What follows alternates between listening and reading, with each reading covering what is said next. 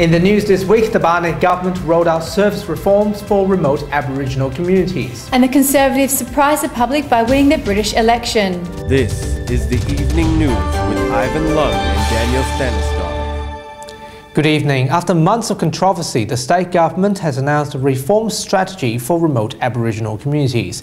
The ministers have denied that there's a fixed number of how many remote communities will go. Helene Fong reports.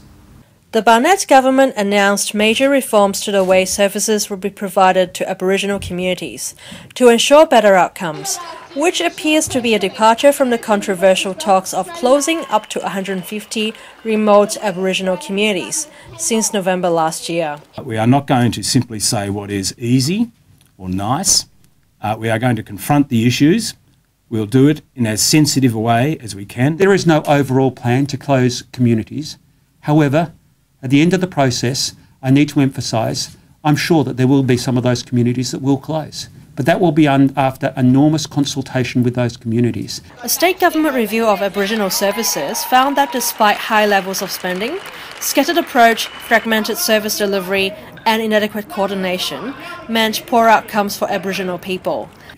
That is inefficient, ineffective use of public money and totally confusing for the people in those communities. Reform will be led by Child Protection Minister Helen Morton and Regional Development Minister Terry Redman.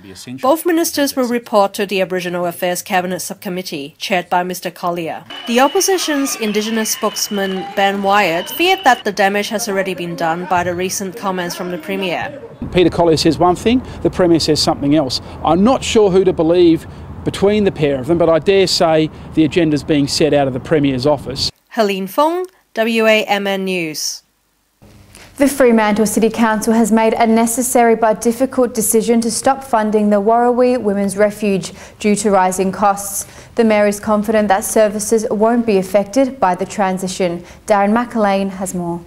After 40 years' worth of partnership, the City of Fremantle has decided to withdraw its funding from the Warrawee Women's Refuge program. The council made up its mind in April not to apply for further funding from the Department of Family and Child Protection and Family Support. We realised the government wasn't willing to fund this properly, and then we either had the choice of keep on putting in increasing amounts, well over $100,000 each year of ratepayers' money, or hand that back to the department where they will fund somebody else to run it. And then we will use that money for women who are suffering from domestic violence. For the last 40 years, the Warrawee program has been providing services for women who suffer domestic violence. Some politicians have expressed concerns over the council's decision. The state government cannot afford to let this gap in services be there. The state has to step in and make sure this service continues. The department is now seeking for a new provider to take over the Women's Refuge service. Fremantle Council funding will be terminated in September. Darren McAlane, WAMN News. The opposition has announced its new policy to ban puppy farming in Western Australia. They said the practice is cruel and inhumane because dogs are caged for life for intensive breeding in poor living conditions. Party leader Mark McGowan also released a consultation paper inviting public comment on the matter. Well, today we're launching a consultation paper and we're saying to people, tell us what you think about these issues. But I'll tell you this, what I think is we need to stamp out puppy farming, stop this inhumane and cruel practice and make sure that dogs are bred in safe, friendly environments and not this horrible thing we've seen going on across Western Australia. Aboriginal campers on Harrison Island are staying put despite the number of raids and move-on notices given out by WA Police in April. The camp was set up in March after the government announced their plans to close some remote communities. The occupants believe that they have their right to continue their activities on the island. We have every right to do all these things, and the government shouldn't come in like the sea and try to shut it down and use it for what they want to use it for. I think that's wrong what they're doing too, but this is our land and we should have the right to keep it that way.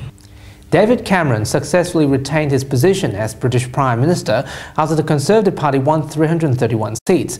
Meanwhile, Labour won 232 seats, Liberal Democrat won just 8 seats.